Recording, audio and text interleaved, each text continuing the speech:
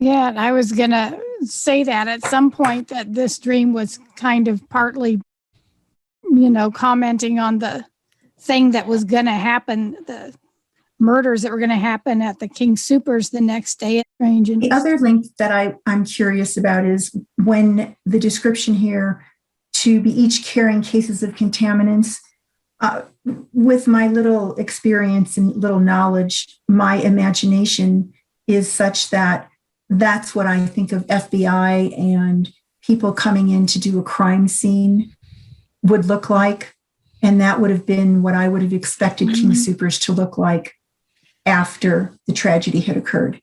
That there would have been people in uniforms carrying cases, treating it like where were the victims massacred, and just all kinds of what to me would be very horrific details that they would have to collect.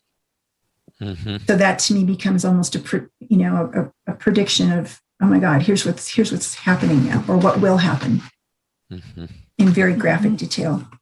Yep.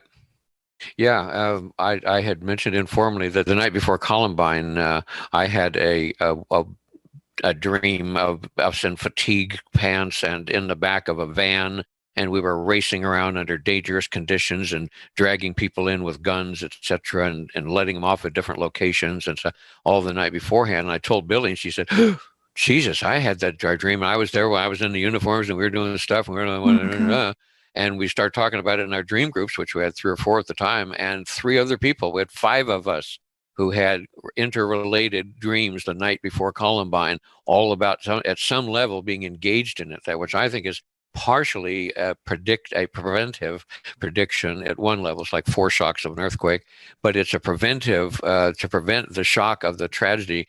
This is an inoculation of a small dose of personal level shock, personal level, remember what trauma is like, personal level PTSD, in anticipation of a huge collective level bomb that's going to drop on your city.